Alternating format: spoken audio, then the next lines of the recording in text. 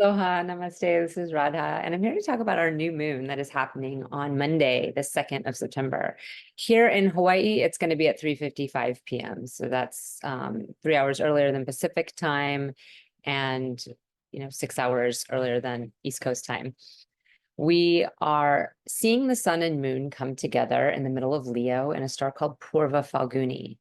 Purva refers to earlier. There's another star called Uttara Phalguni, and this is the later Phalguni. And Phalguni is the blushing bride or the reddish lady. The two Phalgunis have a symbol of a marriage bed, and the first two legs of the cot or bed are Purva Phalguni, and the second two legs are Uttara Phalguni. And we can see this quality of the early relationship in Purva Phalguni, the blushing bride, the joy, the pleasure, really enjoying the fruits of our gifts, which is another way we can look at the word Phalguni. Phal is fruit, and Guni is like our talents or our gifts. We can see this part of our relationship where we're sort of in that honeymoon phase and everything feels really, delightful, and the other person can't do any wrong, and we're seeing life through these rose-colored glasses. The deity of Purva Phalguni is Bagha, who's the god of delight.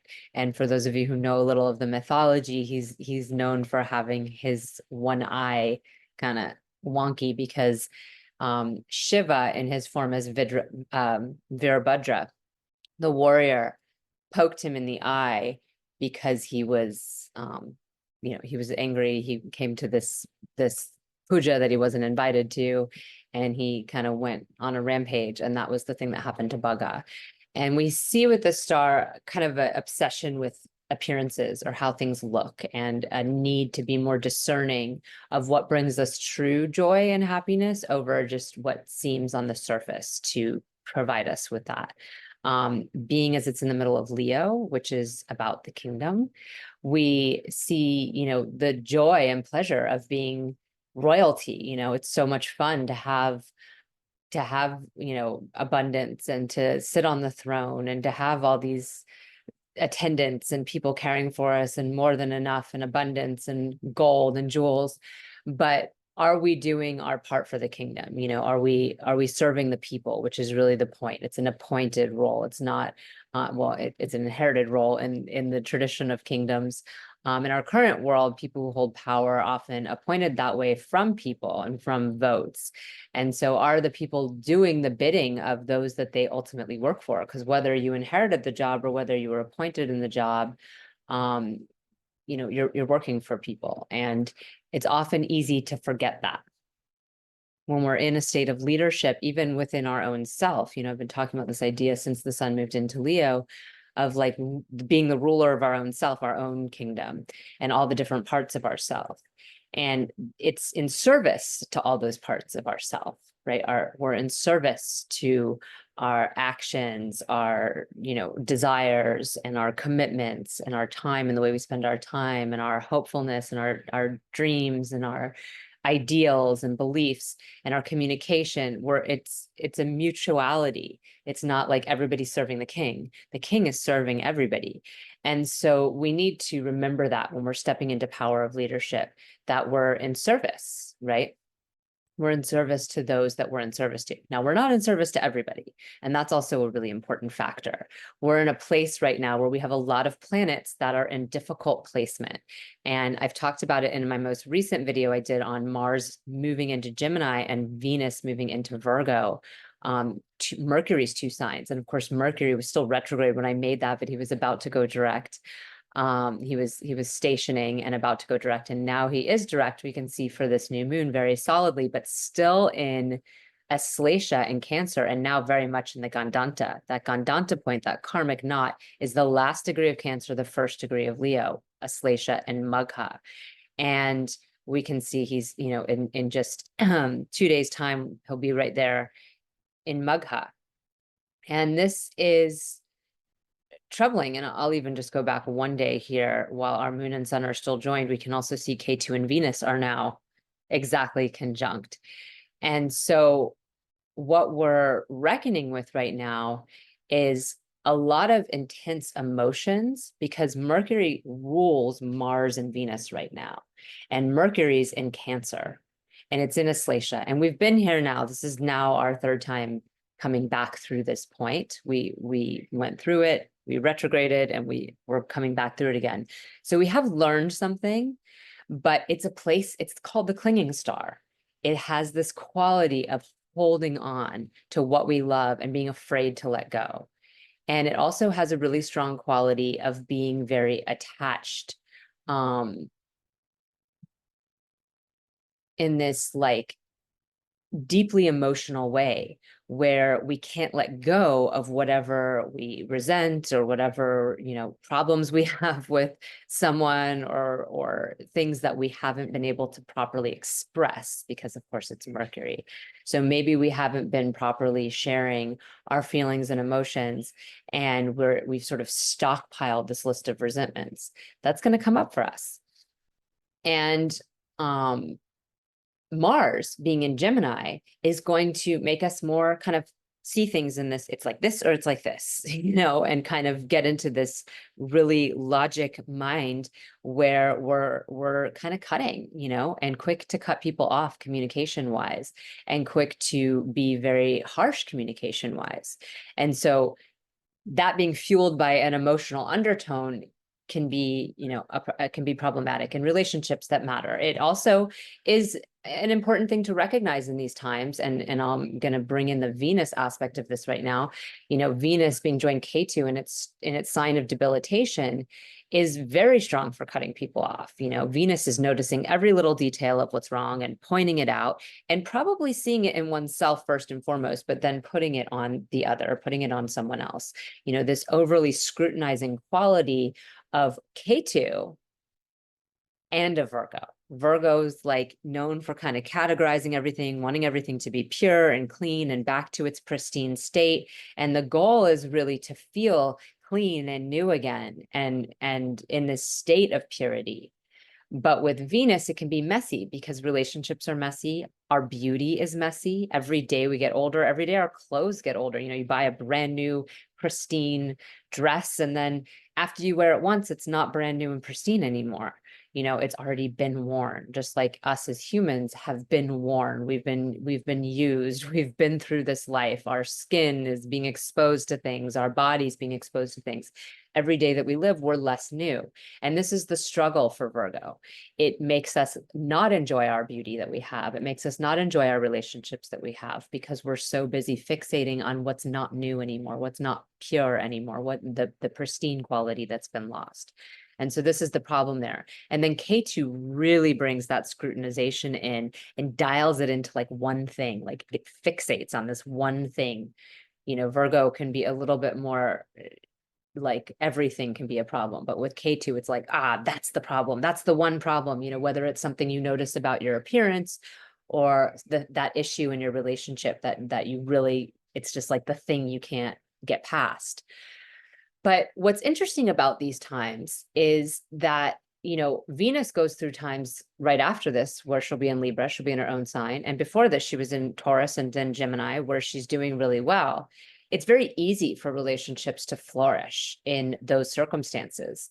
And it's easy for communication to flourish when Mercury's in Gemini, you know, and Mars is in his own sign of Aries, and we're out there exercising every day and using our communication appropriately. But now that we're, you know, confusing where we're supposed to be getting our action and putting it into our words and our thoughts and ideas, and maybe spending more time on the computer and less time at the gym, and we're fixating on problems in our relationships and we're having these weepy undertones with Mercury, these are the times that we really see what's right for us and what's not right for us. You know, it's possible that if we haven't been doing a lot of personal work and we haven't, like I said, been learning our lessons with where Mercury's been, that we're going to, you know, just keep repeating the same mistakes again and again.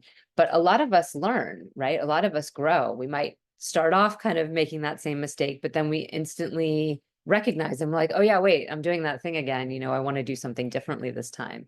And so we can also see the growth and maturation we have, and we can see our relationships that are worth holding on to and worth being around.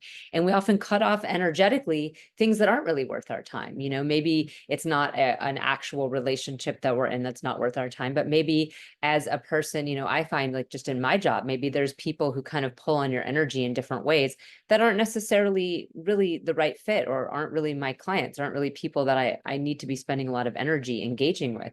Well, this is a good time to kind of have discernment around that. And even if it's coming from a little bit of a trigger or reaction, it actually also clears space for us and helps us focus more and dial in more on that which actually is serving us. And so we can see that also we have this added thing of Saturn being across the way, retrograde Saturn, right? We've been questioning our commitments. We've been questioning how we spend our time and where we spend our time. And so our new moon itself being in this sign of Leo, where we're embodying power and we're really becoming tuned in to what that means for us. And for each of us, it's a different place in our chart, right? Leo's a different house for you. So it's a different area of your life that you really embody and step into your power. And across the way from that is Aquarius, where we're more humble, we're more behind the scenes in how we work. And Saturn's in his own sign very strongly there. The sun's in his own sign very strongly there. And they're inimical to one another, right? The sun wants to look the other way at Saturn. That's his illegitimate son. I don't want to admit that I made that mistake, that made that child, that I mistook, you know, the story of the son where he mistook his wife's sister for her. He doesn't want to admit that mistake. So it's an illegitimate son. It's a denied child. And Saturn brings the darkness and the pain and the humility and all the things the king doesn't want to look at. And it's retrograde, so it's building up. It's from the past. It's all these past humilities, these past things that we've been looking at, and the ways in which we've been spending our time that may or may not actually be serving our kingdom, our own personal kingdoms, and the kingdoms in which we rule over.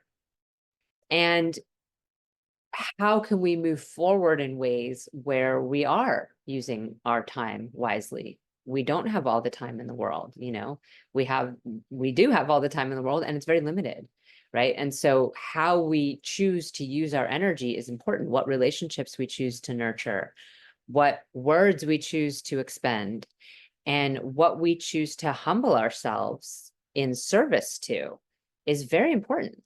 And so this Saturn right across the way, and it's very close degrees. I mean, right, I moved this to the third. So looking at the second, we have 16 degrees and 52 minutes, and we have 22:13 here with Saturn across the way. So they're super close, and the moon will, you know, quickly move right directly across from Saturn. So we have this real humbling, despite this being a new moon of our power. There's a deep humbling of like, oh yeah, and all those things I haven't done, and all those things that have been stockpiling up for me, all my commitments that I haven't gotten to yet, and all the ways in which maybe I've been wasting my time, as well as all the ways in which I've been hiding from my power. And this is all going to be up for us. And of course, it's really going to depend on what house it is for you. If this is, you know, if you're an Aquarius rising or a Leo rising, this is your first house. One of these is your first house. The other one's your seventh house. It's going to have a lot to do with you and your relationships with others in your power.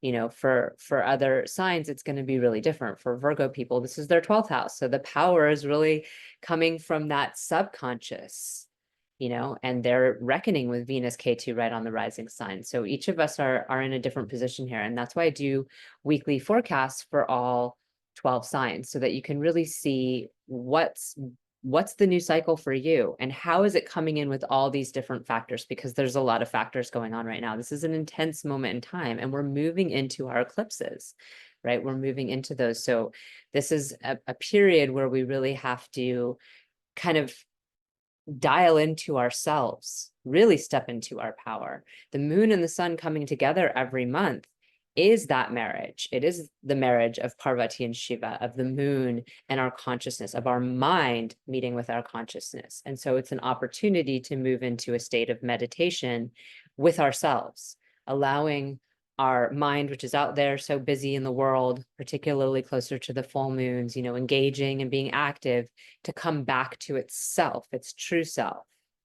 And then expand out again into the world, having had that moment of reflection. Just like if you have a meditation practice, you get to do that every day and sort of come back to yourself before you go out into the world and deal with it. And so if we really use this opportunity, this time to do that, we're going to fare a lot better as the days go forward. You know, if we continue to just kind of keep engaging, and it can be really hard, particularly with that Mars and Gemini, to not just like, and the Mercury as well. Once Mercury steps into Magha, which was on the 4th, you know, we're going to move into the Leo side of that. It'll be easier for our, you know, our communication to be coming from a more centered place. Even though we can be very talkative still with Mercury and Leo, we can be almost domineering with our communication. That need to constantly explain ourselves, that happens when Mercury's in Cancer. It's like we need to be understood a lot more, where with Mars and Gemini, we're making all kinds of, you know, communication aggressions, perhaps we could say, and then you know, we're having arguments and things, but it matters so much because of that placement in Cancer. Whereas when Mercury moves into Leo, we might not care as much. And again, that can be very cutting for a lot of relationships, and it can cut people off. It can make people not feel good. But at the end of the day, we really cannot include everyone in our inner circle. You know, we really cannot have everybody be, we can't be something for everybody. That's just not possible for us. So we have to choose who we are something for. And first and foremost, it has to be for ourselves. First and foremost, we have to be leading ourselves in a way that feels aligned for us. And from there, we might find our people. And perhaps we never step into a position of leadership. Perhaps we just continue to be in the state that we're in. But leaders are always magnetizing people to them. They're not domineering over people. And we see how dysfunctional it is when they are, you know, when they're kind of put into these positions of power and domineering over everyone. Nobody's that excited. Or when they sort of sneak in through back doors and all of a sudden they're, you know, yielding power that we never really gave them. That doesn't feel good. And so the more and more we can just be empowered, and whether or not others are attracted to that is sort of irrelevant, really. The most important thing is, are you attracted to yourself? You know, are you okay with yourself? And if we can also really tune into our self-care needs and things like that with the K2 Venus connection is really important, especially with Virgo quality there. Our health, you know, is very sensitive when planets go through Virgo. So being able to do maybe some, you know, healthcare rituals, whether that looks like some kind of fast or some kind of, you know, cleansing foods that you're eating, healthy foods, really sticking to cleaner foods and less oil and less fat, and allowing yourself to do nurturing things, massage and exercise like yoga. Gentle exercise is really good. Of course, Mars and Gemini might have a lot of aggression you need to get out. I've been walking every day for like 5 miles because it's just like really allowing my brain to just get out all the things that I need to get out. Just like when you literally walk a dog and just they just need that like continuous motion. And if you let them stop all the time to mark their territory, that's like taking them out of their zone. So they need to just kind of have that consistency. And the consistency is what's often missing when Mars is in Gemini, because Gemini is not consistent, right? Gemini is like a flowing river, but it's not like a steadily flowing river. It's like a jumping one that's all over the place. Oh, I just saw that over there. Oh, that's happening over there. Oh, now, you know, it's like a cat. It's like trying to walk a cat. So, you know, channel your inner dog and see if you can really find consistent ways to focus your attention, because it will help a lot to get out that, you know, to get out that any aggression you're feeling and any moments you might have had or do have. You can either make amends, you know, if it's necessary, or you can count your blessings that you know, that moment happened and you just like are wasting less of your time in that particular area of your life. So I hope this is helpful. Have a blessed and beautiful new moon. Again, if you want to know how this new moon is particularly setting off for you a new cycle, you can check out my forecast for all 12 signs at my Cosmically Aligned Patreon group at patreon.com/Radha Home Astrology. Hope to see you soon. Namaste.